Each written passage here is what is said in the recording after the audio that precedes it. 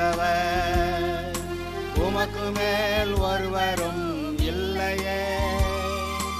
எல்லோருக்கும் மேலாக உயர்ந்தவர், உமக்கு மேல் ஒருவரும் இல்லையே. அல்லேலூயா, அல்லேலூயா, அல்லேலூயா, ஆமென். அல்லேலூயா, அல்லேலூயா, அல்லேலூயா, ஆமென்.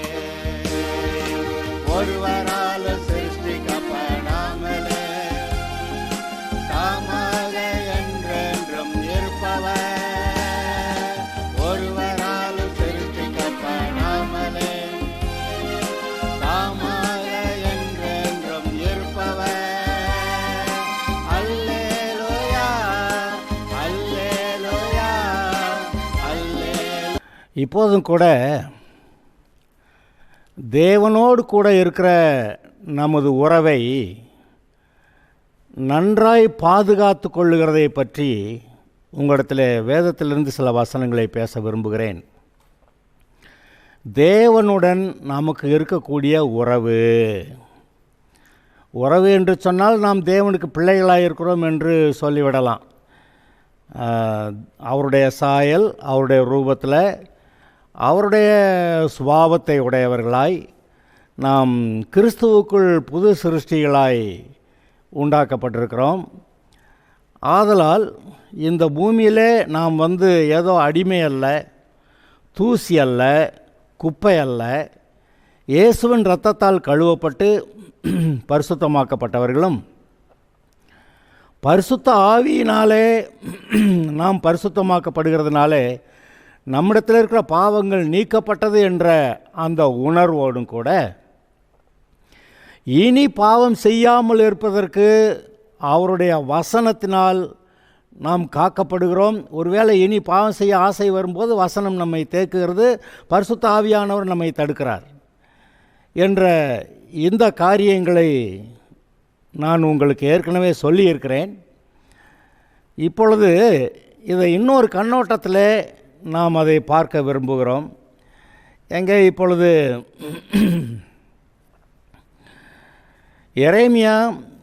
எரேமியாவின் புலம்பல் 3வது அதிகாரத்தில் 37வது வசனம் முதல் 41 வரை வாசிக்கிறேன். எரேமியாவின் புலம்பல் 3வது அதிகாரம் 37வது வசனம் முதல் 41வது வசனம் வரை வாசிக்கிறேன், கேளுங்கள். ஆண்டவர் கட்டளையிடாதிருக்க காரியம் சம்பவிக்கும் என்று சொல்லுகிறவன் யார்? ஆண்டவர் கட்டளையிடாதிருக்க காரியம் சம்பவிக்கும் என்று சொல்லுகிறவன் யார்? உன்னதமானவருடைய வாயிலிருந்து தீமையும் நன்மையும் புறப்படுகிறது இல்லையோ? திரும்ப வாசிக்கிறேன். உன்னதமானவருடைய வாயிலிருந்து தீமையும் நன்மையும் புறப்படுகிறது இல்லையோ? உயிருள்ள மனுஷன் முறையிடுவானேன்? அவன் தன் பாவத்துக்கு வரும் தண்டனையை குறித்து முறையிடுகிறது என்ன? நாம் நம்முடைய வழிகளை சோதித்து ஆராய்ந்து கர்த்தரிடத்திலே திரும்ப கடவோம். நாம் நம்முடைய கைகளோடும் கூட நம்முடைய இருதயத்தையும் பரலோகத்தில் இருக்கிற தேவனிடத்திற்கு ஏறெடுக்க கடவோம். நாங்கள் துரோகம் செய்து கலகம் பண்ணினோம், ஆகையால் தேவரீர் மன்னியாதிருந்தீர். தேவரீர் கோபத்தால் மூடிக்கொண்டு எங்களை தப்பவிடாமல் பின்தொடர்ந்து கொன்றீர். ஜெபம் உட்பிரவேசிக்க கூடாதபடிக்கு உம்மை மேகத்தால் மூடிக்கொண்டீர். ஜனங்களுக்குள்ளே எங்களை குப்பையும் அருவருப்பமாக்கினீர் என்றெல்லாம் அந்த வசனங்கள் தொடர்ந்து போகின்றன. இந்த வசனங்கள் எந்த கண்ணோட்டத்தில், எந்த நோக்கத்தில் நமக்காக பைபிளில் வைக்கப்பட்டிருக்கிறது என்பதை நாம் சற்று கவனிக்க வேண்டும். ஒரு சில காரியங்களை நான் முன்னே உங்களுக்கு அறிவித்திருக்கிறேன். இந்த லூசிஃபர் செய்த பாவத்துக்கு அவனுக்கு மன்னிப்பே கிடைக்கவில்லை. ஒரு தடவை மன்னிச்சுட்டு மறுபடியும் பாவம் செஞ்சாக்கா நான் உன்னை தள்ளிடுறேன் அப்படி சொல்லலை. அவன் செய்த ஒரே பாவத்து நிமித்தம் அவன் தள்ளப்பட்டான். ஏனென்றால் அவன் தேவனுக்கு விரோதமாக செயல்பட்டான். எந்த நிலைமையில்? தேவனுக்கு மிக அருகாக ஏதேனிலே அந்த அக்கினிமயமான கற்களின் நடுவே உலாவிக் கொண்டிருந்த இந்த லூசிஃபர், அவன் எவ்வளவு மேன்மையாக சிருஷ்டிக்கப்பட்டிருந்தான். அவன் சிருஷ்டிக்கப்படும் நாளிலே மேள வாத்தியங்களும் நாகசுரங்களும் அவனுக்காக ஆயத்தம் பண்ணப்பட்டிருந்தன என்று சொல்லப்படுகிற அவ்வளவு மேன்மையான அந்தஸ்தில் இருந்த ஒரு லூசிஃபர் தன்னோட ஆட்களை சேர்த்து கொண்டு தேவனை சிங்காசனத்தை விட்டு தள்ளிவிட்டு, இவன் போய் சிங்காசனத்திலே நானே தேவன் என்று உட்கார வேண்டும், எல்லாருடைய ஆராதனைகளும் எனக்கு வேண்டும் என்று விரும்பி கடவுளே தள்ளிவிட வேண்டும் என்று நினைத்தவன் தேவனுக்கு துரோகி. ஆதலால் அவனை அவர் தள்ளிவிட்டார். அவனிடத்தில் இருந்த மகிமை, பிரகாசம், அவனுக்கு இருந்த அந்தஸ்து எல்லாவற்றையும் பிடுங்கி கொண்டார். அவனிடத்தில் அவன் இருக்கிறான், அவனுடைய வல்லமை அவனுக்கு இருக்கிறது, அவனுடைய வஞ்சகம் அவனுக்கு இருக்கிறது.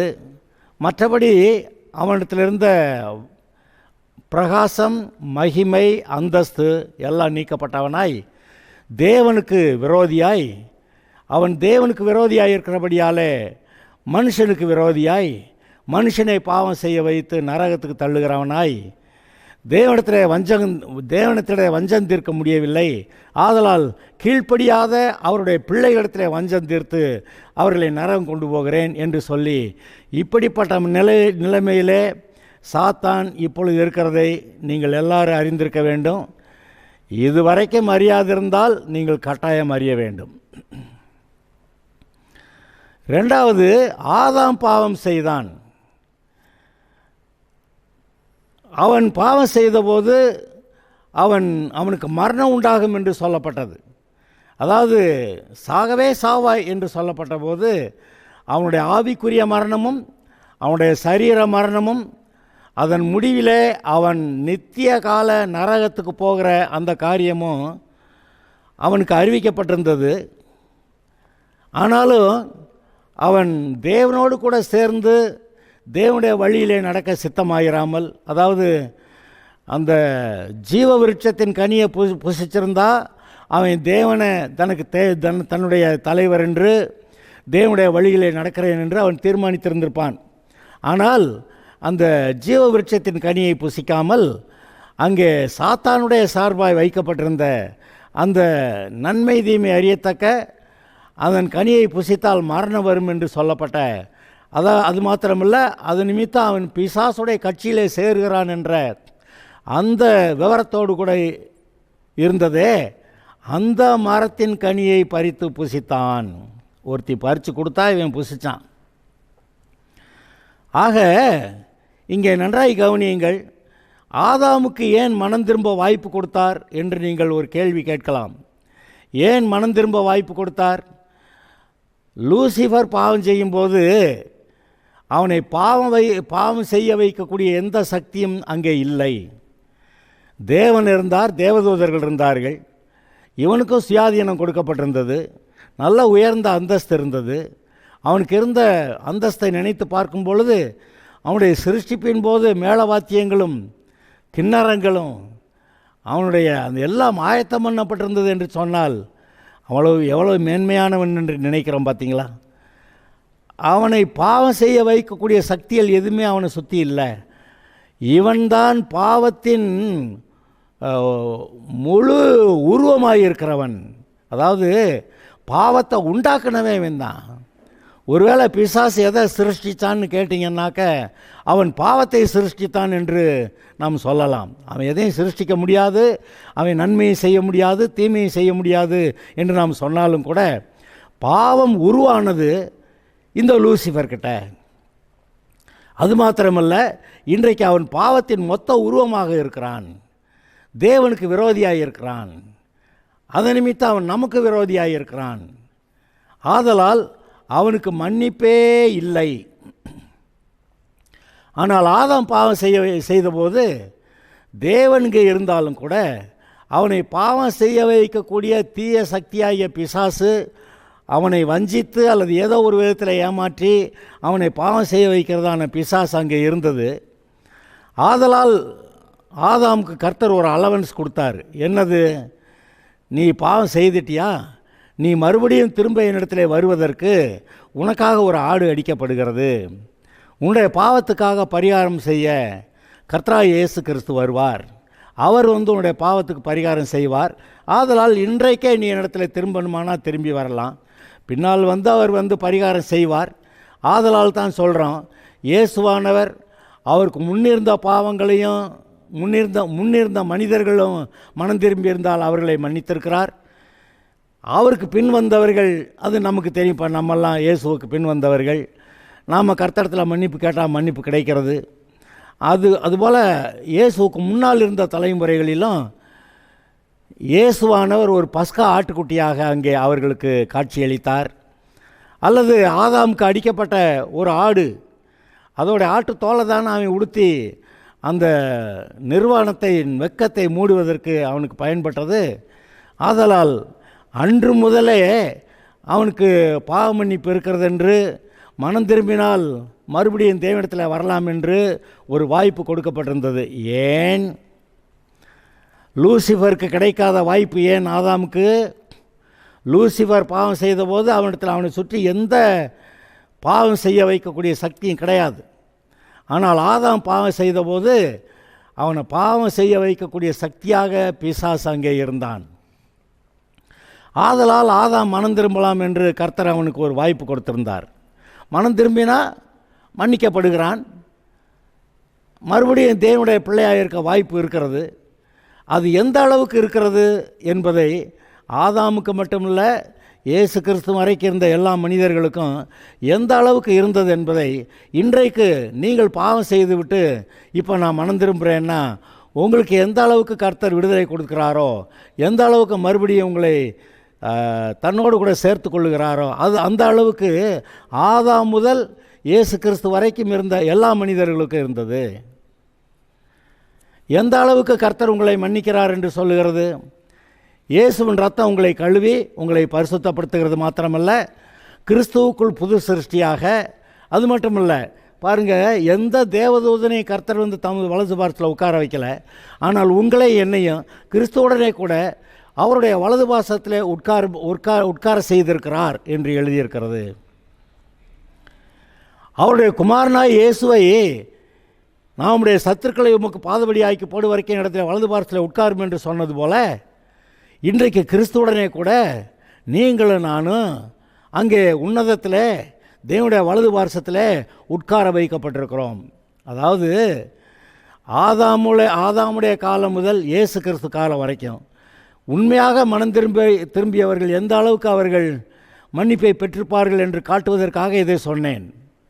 இப்பொழுது நீங்களும் நானும் எப்படி மன்னிக்கப்பட்டவர்களாய் புது சிருஷ்டிகளாய் கிறிஸ்துவுக்குள்ளாக தேவனுடைய வலது பாரசத்தில் உட்காரவும், இந்த பூமியிலே கிறிஸ்துவுக்கு சாட்சியாக கிறிஸ்துவை போல கிறிஸ்துவுடனே கூட உடன் சுதந்திரராக நாம் தேவனுடைய பிள்ளைகளாக இருக்கிறோம் என்று பரிசுத்த ஆவியினாலே சாட்சியிடுகிற அந்த ஆவியை உடையவர்களாக நாம் எப்படி இருக்கிறோம் என்று இந்த காட்சியை நீங்கள் சிந்தித்து பாருங்கள். அப்படியானால் ஆதாமுடைய காலம் முதல் இன்றைக்கு வரைக்கும் சரி, இனிமேல் மனிதன் என்று ஒருவன் சிருஷ்டிக்கப்படுவானே அவன் வரைக்கும் தேவன் இப்படிப்பட்ட ஒரு மனம் திரும்புதலை கட்டளையிட்டிருக்கிறார். அவர்கள் மனம் திரும்பினால் மறுபடியும் அவர்கள் தேவனுடைய அதாவது மேசியாவுடைய அந்த கிருபையினாலே மன்னிக்கப்பட்டவர்களாய் தேவனோடு கூட இணைக்கப்பட்டவர்களாய் நாம் இருக்கலாம் என்று பைபிள் சொல்லுகிறது. 1 கொரிந்தியர் 12வது அதிகாரம் 12வது வசனம் வாசிங்கன்னா, பரிசுத்த ஆவியானவர் நம்மை கிறிஸ்துவுடைய சரீரத்துக்குள்ளாக ஞானஸ்நானம் பண்ணினார் என்று நீங்கள் வாசிக்கலாம். சரி, இப்பொழுது ஆதாம் பாவம் செய்த நிலைமை தானா நமக்கு அப்படின்னு கேட்டால் இல்லை.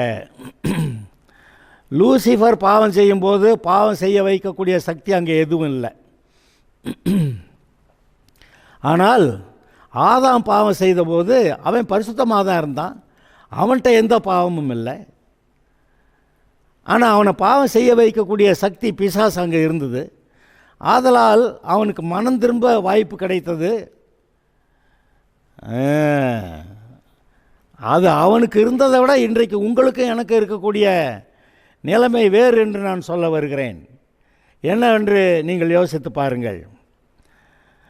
ஆதாம் பாவம் செய்தபோது அவனுக்குள்ள பாவம் இல்லை, அவனுக்கு வெளியே பாவம் செய்ய வைக்கக்கூடிய சக்தியாக பிசாசு அங்கே இருந்தான். கர்த்தர் பரிசுத்தரா, நீ என் கூட இரு, ஜீவ விருட்சத்தின் கனியை புசிச்சா நீ பரலோகத்தில் என்னோடைய பிள்ளையா சதா காலம் இருக்கலாம், நீ சாக வேண்டியதில்லை அப்படி சொல்லியிருந்தார். அந்த நிலைமை இப்போ இந்த ஆதாமுடைய சந்ததியாய் பிறக்கிற ரட்சிக்கப்படாதவர்களுக்கு அந்த நிலைமையா அப்படின்னு நீங்கள் உங்களே ஒரு கேள்வி கேட்டு பாருங்கள். ஆதாமுக்கு அவனுக்குள்ள பாவம் இல்லை, அவனுக்கு வெளியே பாவம் செய்ய வைக்கக்கூடிய சக்தியாக பிசாசு இருந்தான். ஆனால் ஆதாமின் சந்ததியாய் வருகிறவர்கள் பாவத்திலே பிறக்கிறார்கள், பாவியாக வாழுகிறார்கள். அப்போ இவன் ரட்சிக்கப்படணுமானா ஆதாமுடைய சந்ததியாய் அங்கே இருந்து இன்றைக்கு நம்ம வரைக்கும் இனிமேல் மனிதனாய் பிறக்கிற எல்லா மனிதர்களும் அவர்களுடைய நிலைமை என்ன என்று நீங்கள் சற்று கவனிக்க வேண்டும். என்ன, ரட்சிக்கப்படாத ஆதாமின் சந்ததியாக இருக்கக்கூடிய எந்த மனிதனும் அவன் பாவியாக இருக்கிறான். அதாவது உள்ளேயும் பாவம், பூமி முழுவதும் சபிக்கப்பட்டதாய் அதுவும் பாவம், இருள் சூழ்ந்த பூமி, பிசாசுடைய ஆளுகைக்குட்பட்ட, அதாவது ஆதாம் தன்னுடைய அதிகாரத்தை பிசாசு கொடுத்ததுனால ஆதாம் மூலமாக பூமியை தன்னுடைய கட்டுப்பாட்டுக்குள் வைத்திருக்கிற அந்த பிசாசு நம்மை சூழ்ந்திருக்கிற இப்படிப்பட்ட நிலைமையில் நாம் இயேசுவை ஏற்றுக்கொண்டு ரட்சிக்கப்பட்டு வருகிறோம். அப்போ லூசிஃபருக்கு உள்ளேயும் பாவம் இல்லை, வெளியேயும் பாவம் இல்லை. ஆனால் அவன் பாவியாக மாறுறான், பாவத்தின் உருவமாக மாறிட்டான். அவனுக்கு மன்னிப்பே கிடையாது. ஆதாம் அவனுக்குள்ள பாவம் இல்லை, அவன் தேவனுடைய பிள்ளை, பரிசுத்தமாக இருக்கான். ஆனால் வெளியே பாவம் செய்ய வைக்கக்கூடிய சக்தி. ஆனால் ஆதாமின் சந்ததியாய் பிறக்கிறவர்கள் அங்கே உள்ளேயும் பாவம், ஏன்னா பாவியாக இருக்கான், வெளியேயும் பாவம் செய்ய வைக்கக்கூடிய எல்லா சக மனிதர்கள், எல்லா பில்லி சூனியங்கள், ஏவல்கள் எல்லாம் அங்கே இருக்கின்றன. அப்படி உள்ளேயும் பாவம், வெளியேயும் பாவம் செய்ய வைக்கக்கூடிய சக்திகள். அப்படிப்பட்ட நிலைமையில் சுவிசேஷம் அறிவிக்கப்படுகிறது. அப்படி அறிவிக்கப்பட்ட போது இயேசுவை ஆண்டவராக ஏற்றுக்கொள்கிறவர்கள் இயேசுவின் இரத்தத்தால் கழுவப்பட்டு பரிசுத்தமாக்கப்பட்டு கிறிஸ்துவுக்குள்ளாக புது சிருஷ்டியாக்கப்பட்டு தேவனுடைய வலது பார்சலே உட்கார வைக்கப்படுகிறார்கள். ஆனால் இப்படி ஆதாமின் சந்ததியாய் பிறந்தவர்கள் தப்பித்தவறி ஏதாவது பாவம் செஞ்சிட்டா மறுபடியும் மன்னிக்கப்படுகிறதற்கு வாய்ப்பு கொடுக்கப்படுகிறது. ஏங்க, ஆதாம் ஒரே பாவம் செஞ்சுட்டு ஆதாம் பாவி ஆகிட்டான்.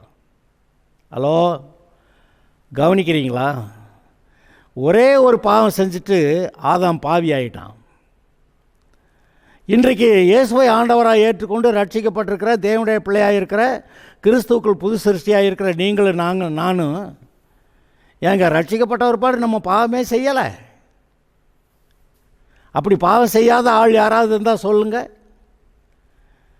அப்படியானால் இன்றைக்கு ஆதாமின் சந்ததியாக இருந்து இயேசுவை ஆண்டவராக ஏற்றுக்கொண்டு வந்திருக்கிறவர்கள் மறுபடியும் முட்டாத்தனமாக எதையாவது பாவத்தை செஞ்சால், ஆனால் மனம் திரும்பி கர்த்தர்கிட்ட வந்தால், பாவத்தை அறிக்கையிட்டு இனிமேல் அந்த பாவத்தை செய்ய மாட்டேன்னு சொல்லி அறிக்கையிட்டு வந்தால் அந்த பாவம் அவர்களுக்கு மன்னிக்கப்படுகிறது, அவர்கள் கழுவப்படுகிறார்கள், பரிசுத்தமாக்கப்படுகிறார்கள். மறுபடியும் தேவனோடு கூட இருந்த அந்த உறவு மறுபடியும் சீர்படுகிறது. விசுவாசிகள் பாவம் செய்து விட்ட பிறகு உடனே அவர்கள் பேர் ஜீவ புஸ்தகத்திலிருந்து எடுக்கப்படாமல் இருக்கலாம், உடனே அவர்களுடைய பேர் ஜீவ புஸ்தகத்தில் இருந்து அடிச்சிட்டேங்க அந்த பேரை அப்படின்னு இல்லாமல் இருக்கலாம். நீ ஏதோ ஒரு பாவம் செஞ்ச ஒரு பாடு தொடர்ந்து நீங்கள் அங்கே இன்னும் தேவனுடைய பிள்ளையாக மறுபடியும் மனம் திரும்புவதற்கு வாய்ப்பு கொடுக்கப்பட்டவர்களாக நீங்கள் இருக்கலாம். ஏங்க, சிம்சோன் போய் எத்தனை தடவை போய் அந்த பாவத்துக்கு போய் தான் உயிர் போனாலும் பரவாயில்லைங்கிற அளவுக்கு பாவத்துக்கு போன ஒரு பாடு தான் அவனுக்கு மரணம் சம்பவித்தது. அதுபோல் இன்றைக்கு விசுவாசிகளும் கூட செத்தாலும் பரவாயில்ல, நரகம் போனாலும் பரவாயில்ல அப்படிங்கிறவங்க தான் கர்த்தரை விட்டு முழுசுமாக பாவத்துக்குள்ளே போவாங்க. அப்படி இல்லாதவர்கள் மனம் திரும்பினா அவர்களை மன்னிக்கிறதுக்கு கர்த்தர் சித்தமுள்ளவராக இருக்கிறார். ஆனால் மனம் திரும்புதல் உண்மையாக இருக்க வேண்டும். பாவத்தை மறைக்கிறவன் வாழ்வடைய மாட்டான், ஆனால் அதை அறிக்கை செய்துவிட்டு விட்டு விடுகிறவனோ இரக்கம் பெறுவான் என்று எழுதியிருக்கிறது. அப்படி அறிக்கையிட்டால் அவர் நம்மை சுத்திகரித்து நம்மை மறுபடியும் அவர் ஆசீர்வதிப்பதற்கு அவர் உண்மையை நீதி உள்ளவருமாய் இருக்கிறார் என்று அந்த 1 யோவான் 1வது அதிகாரத்தில் எழுதியிருக்கிறத நீங்கள் பல தடவை வாசிப்பீங்க. இப்போ ஒரு தடவை வாசிக்கிறேன். அவர் ஒளியில் இருக்கிறது போல் நாமும் ஒளியில் நடந்தால், இதுதான் கண்டிஷன். அவர் எப்படி பாவம் இல்லாமல் வெளிச்சமாக இருக்கிறாரோ, ஒளியில் இருக்கிறாரோ, அதுபோல் நீங்கள் ஒளியில் நடந்தால் நாம் விசுவாசிகளாக இருக்கிற நாம் ஒருவரோடு ஒருவர் ஐக்கியப்பட்டிருப்போம். அப்படி ஒளியில் நடக்கலைன்னா இந்த டினாமினேஷன் அந்த டினாமினேஷன் என்று சொல்லி ஒருவருக்கு ஒருவர் வித்தியாசம் பாராட்டி பிரிவினைகள் இருக்கத்தான் செய்யும். உங்களிடத்தில் செம்மையானவர்கள் யார் என்று அறிந்து கொள்ளப்படும்படியாக இப்படிப்பட்ட வித்தியாசங்கள் இருப்பது அவசியம்தான் என்று பவுல் ஒரு இடத்துல எழுதியிருக்கிறதை நீங்கள் பார்க்கிறீர்கள். வாசிக்கிறேன். 1 கொரிந்தியர் 11வது அதிகாரம் 19வது வசனம். உங்களில் உத்தமர் இன்னாரென்று வெளியாகும்படிக்கு மார்க்க பேதங்களும் உங்களுக்குள்ளே உண்டாயிருக்க வேண்டியதே. உங்களில் உத்தமர் இன்னார் என்று விளங்கும்படி. எது உத்தமர்? இந்த டினாமினேஷனா அந்த டினாமினேஷனா?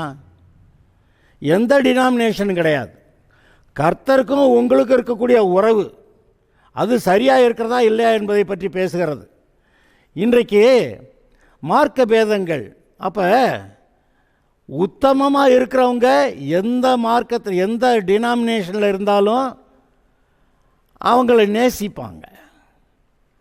அந்த உத்தமமாக இல்லைன்னா நான் இந்த டினாமினேஷன், நீ அந்த டினாமினேஷன், நீ துண்டா உட்காரு, நான் ஜிப்பா போட்டிருக்கேன், நீ பேண்ட் சட்டை போட்டிருக்க, நோ நமக்கு ஒத்து போகாது அப்படின்னு சொல்லக்கூடிய அந்த மனநிலை வருகிறது.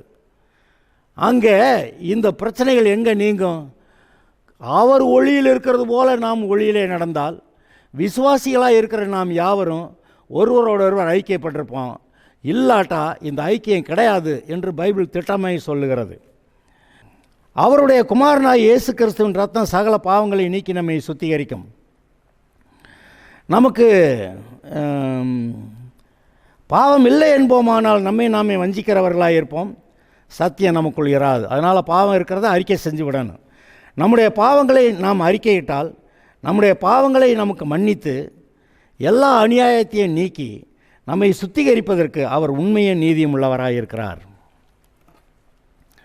சரி, இவ்வளவு ஆன பிறகு இப்போ நான் வாசித்த வசனத்தை திரும்ப உங்களுக்கு வாசிக்கிறேன். எரேமியாவின் புலம்பல் 3வது அதிகாரத்தில் 37வது வசனத்திலிருந்து நான் வாசித்தேன். ஆண்டவர் கட்டளையிடாதிருக்க காரியம் சம்பவிக்கும் என்று சொல்லுகிறவன் யார்? நம்முடைய விசுவாசிகளுடைய வாழ்க்கையில் தீமை வரும்னு சொல்கிறது யார்? உன்னதமானவருடைய வாயிலிருந்து தீமையும் நன்மையும் புறப்படுகிறது இல்லையோ? நாம் ஒழுங்காக இருந்தால் நன்மையை பேசுகிறாரு, நம்ம ஒழுங்கு இல்லைன்னா நமக்கு தீமையாக பேசுவார். உயிருள்ள மனுஷன் முறையிடுவானேன்? அவன் தன் பாவத்துக்கு வரும் தண்டனையை குறித்து முறையிடுகிறது என்ன? உயிருள்ள மனுஷன் இப்போ இருக்கிறான், ரட்சிக்கப்பட்டு வேற இருக்கிறான், ஆனால் எனக்கு இப்படி ஆகிப்போச்சு, எனக்கு அப்படி ஆகிப்போச்சு என்று சொல்லி கர்த்தரிடத்தில் முறையிடுகிறது என்ன? நாம் நம்முடைய வழிகளை சோதித்து ஆராய்ந்து கர்த்தரிடத்தில் திரும்ப கடவோம். நாம் நம்முடைய கைகளோடும் கூட நம்முடைய இருதயத்தையும் பரலோகத்தில் இருக்கிற தேவனுக்கு ஏறெடுக்க கடவோம். அப்படி சொல்லியிருக்கு. அதாவது நமக்கு வரும் தண்டனையை குறித்து முறையிடுகிறது என்ன? பாருங்க, நாம் ஆதாமின் சந்ததியாரத்துக்கு ரட்சிக்கப்பட்டு கிறிஸ்துவோடு கூட புது சிருஷ்டியாக தேவனுடைய வலது பாரத்தில் உட்கார வைக்கப்பட்டிருக்கிறோம். அப்படி இருந்தும் கூட இப்போ உள்ளேயும் பாவம் இல்லை, வெளியேயும் பாவம் இல்லை, கிறிஸ்துவுக்குள்ளாக வேற இருக்கிறோம். கிறிஸ்துவுக்குள்ளாக இருந்துக்கிட்டு பாவம் செஞ்சால் அதுக்கான தண்டனை உண்டு. பல்லுக்கு பல், கண்ணுக்கு கண், அப்படி தான் பழைய ஏற்பாட்டில் இருந்துச்சு. இப்போ அது சொல்லப்படாத நிலைமையில் இருக்கிறது. இப்போவும் எனக்கு கர்த்தர் என்ன பாவம் செஞ்சாலும் மன்னிச்சிடுவார், கிருபை எனக்கு இருக்குதுன்னு சொல்லிட்டு நீங்கள் ஏதாவது ஒரு பாவம் செய்யுங்க, நீங்கள் நிம்மதியாக இருக்கீங்களான்னு நான் பார்க்குறேன். அப்படியானால் பாவத்துக்கான தண்டனை என்ன? முதலாவது தேவனோடு கூட இருக்கிற உறவு துண்டிக்கப்படுகிறது, உறவிலே விரிசல் வருகிறது. நீ பாவத்துக்கு போறியா, கர்த்தருக்கு பிரியமில்லை. மீட்கப்படும் நாளுக்கென்று முத்திரையாக பெற்ற பரிசுத்த ஆவியானவரை உன்னுடைய பாவத்தினாலே கர்த்தருக்கு விரோதமான எண்ணங்களினாலே துக்கப்படுத்தாதே என்று எழுதியிருக்கிறது. அப்படி இருக்க, இப்படி நாம் ரட்சிக்கப்பட்டு கிறிஸ்துவுக்குள் புது சிருஷ்டியாக்கப்பட்டு தேவனுடைய வலது பாசத்தில் உட்கார வைக்கப்பட்டு உள்ளேயும் பரிசுத்தம் வெளியேயும் பரிசுத்தம். நமக்கு வெளியே எங்கே? நம்ம கிறிஸ்துவின் சரீரம், வெளியேயும் பரிசுத்தமாக இருக்கிற இந்த நிலைமையில் எங்கேயோ இருந்து ஒரு பிசாசு வந்து சொன்னாங்கிறதுக்காக அந்த பாவத்தை செஞ்சு அப்புறம் அதுக்கு ஏதோ இந்த மட்டுக்கு பாவத்துக்கு ஏற்றாப்புல தண்டனை கொடுத்துட்டு மறுபடியும் உன்னை மீட்டுக்கொள்ளுகிறேன் என்று சொல்லுகிற கர்த்தருக்கு ஸ்தோத்திரம். நீ பாவம் செஞ்சுட்ட நாசமாக போ அப்படி சொல்லவில்லை.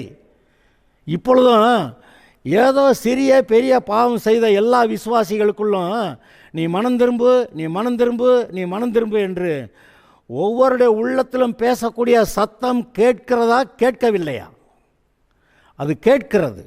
ஆதலால் உள்ளே மனம் திரும்பும்படி பேசுகிற அந்த சத்தத்தை கேட்க வேண்டும். இல்லை இன்னும் கொஞ்சம் பாவம் செய்யலாம், இன்னும் கொஞ்சம் உலக இன்பத்தை, அந்த மாம்ச இச்சையை, அந்த கண்களின் இச்சையை, அந்த ஜீவனத்தின் பெருமையில் இன்னும் கொஞ்சம் போகலாம், இன்னும் கொஞ்சம் போகலான்னு பிசாசு சொல்லுதே, அந்த சத்தத்தை கேட்கிறதா? இல்லை நீ மனம் திரும்பி கர்த்தரிடத்திலே மறுபடியும் ஒப்புரவாகு, மறுபடியும் அவரோட கூட இருக்கிற உறவை நீ சீர்படுத்திக்கொள். இப்போ அந்த கர்த்தருக்கும் உனக்கு இருக்கக்கூடிய உறவு ஏதோ ஒரு வகைகளை கெட்டு போயிருக்கிறது. உன்னுடைய ஜெபத்தை அவர் கேட்கவில்லை, உடைய இருதயத்திலே சமாதானம் இல்லை, அந்த பரிசுத்த ஆவியினாலே உண்டாகிற சந்தோஷம் இல்லை, நீ துண்டிக்கப்பட்டிருக்கிறாய். ஆதலால் உன்னுடைய உறவை சீர்படுத்து என்று சொல்லுகிற பரிசுத்த ஆவியானவர் உள்ளே பேசுகிற அந்த சத்தத்தை நாம் கவனிக்க வேண்டுமா இல்லையா?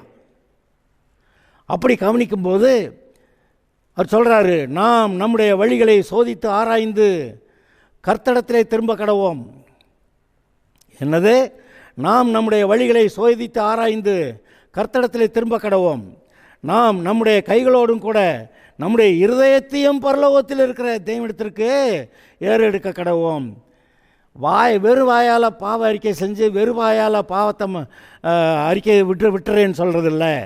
உண்மையாகவே இருதயத்தில் நான் ஆண்டவருக்கு பிரியமாய் மாறுகிறேன், இந்த பாவம் செய்தது எவ்வளோ பெரிய துக்கத்தை பாடுகளை தேவனோடு இருக்கிற உறவை கெடுத்து விட்டது என்று அதெல்லாம் நான் பார்க்கிறேன். இனி இந்த பாவத்துக்கு இடம் கொடுக்க மாட்டேன், தேவனோடு இருக்கிற உறவை நான் கெடுத்துக்கொள்ள மாட்டேன். தேவனோடு அவருடைய பிரசன்னத்தில் இருக்கிறது அது பரிபூரண ஆனந்தம், அவருடைய வலது பார்சத்தில் நித்திய பேரின்பம், இதை நான் இழக்க மாட்டேன் என்று சொல்லி கர்த்தரிடத்திலே உத்தமமாய் நிற்கக்கூடிய நல்ல இருதயம் தேவை. அதனால தான் கர்த்தர் சொல்கிறாரு, நம்முடைய கைகளோடும் கூட நம்முடைய இருதயத்தையும் பரலோகத்தில் இருக்கிற தேவனிடத்திற்கு ஏறெடுக்க கடவோம் அப்படின்னு. ஆனால் பின்னாடி 2-3 வசனம் வாசித்தேன், அதை மீறி பாவம் செய்தவர்களுடைய நிலைமையை சொல்லுது. நாங்கள் துரோகம் செஞ்சு கலகம் பண்ணினோம், ஆகையால் தேவரீர் என்னை மன்னியாதிருந்தீர். தேவரீர் கோபத்தால் மூடிக்கொண்டு எங்களை தப்ப விடாமல் பின்தொடர்ந்து கொன்றீர். ஜெபம் உட்பிரவேசிக்க கூடாதபடிக்கு உம்மை மேகத்தால் மூடிக்கொண்டீர். விசுவாசி ஜெபம் பண்ணுறப்ப ஜெபம் கேட்கப்படலைன்னு சொல்லி பாஸ்டர் எனக்காக ஜெபம் பண்ணுங்க, சிஸ்டர் எனக்காக ஜெபம் பண்ணுங்க, பிரதர் எனக்காக ஜெபம் பண்ணுங்க. ஏன்? இவர்களுடைய ஜெபம் ஏற்றுக்கொள்ளப்படவில்லை. அதாவது ஜெபம் உட்பிரவேசிக்க கூடாதபடிக்கு மேகத்தால் கர்த்தர் மூடிக்கொண்டாராம். இந்த நிலைமை வேணுங்களா? இருதயத்தை சரி பண்ணினால் நம்மோடு கூட உறவை சரி பண்ணி கொள்ளக்கூடிய கர்த்தர் இருக்கிறார். ஜனங்களுக்குள்ளே எங்களை குப்பையும் அருவருப்பம் ஆக்கினீர். பாவம் செஞ்சாக்கா அப்புறம் குப்பையும் அருவருப்பும் தான். எங்கள் பகைஞர் எல்லாரும் எங்களுக்கு விரோதமாய் தங்கள் வாயை திறந்தார்கள். திகிலும் படுகொலியும் பாழ்கடிப்பும் சங்காரமும் எங்களுக்கு நேரிட்டது. இந்த நிலைமையை யோசித்து பாருங்கள். நம்முடைய இருதயம் கர்த்தரிடத்திலே உண்மையாக இருக்க கடவுது. இருதயத்தில் சுத்தமுள்ளவர்கள் பாக்கியவான்கள், அவர்கள் தேவனை தரிசிப்பார்கள். உத்தம இருதயத்தோடு கர்த்தரிடத்தில் வருகிறவர்களுக்கு தேவனோடு கூட இருக்கக்கூடிய உறவு நன்றாக இருக்கும், சமாதானம் இருக்கும், பரிசுத்த ஆவியில் உண்டாகிற சந்தோஷம் இருக்கும். நீங்கள் கர்த்தருடைய கரங்களிலே அவரால் பயன்படுத்தக்கூடிய ஒரு கருவியாக இருப்பீர்கள். அப்படி இருப்பதை கர்த்தர் விரும்புகிறார். இப்படி இருக்க தீர்மானிப்போமாக. கர்த்தர் உங்களை ஆசீர்வதிப்பார்.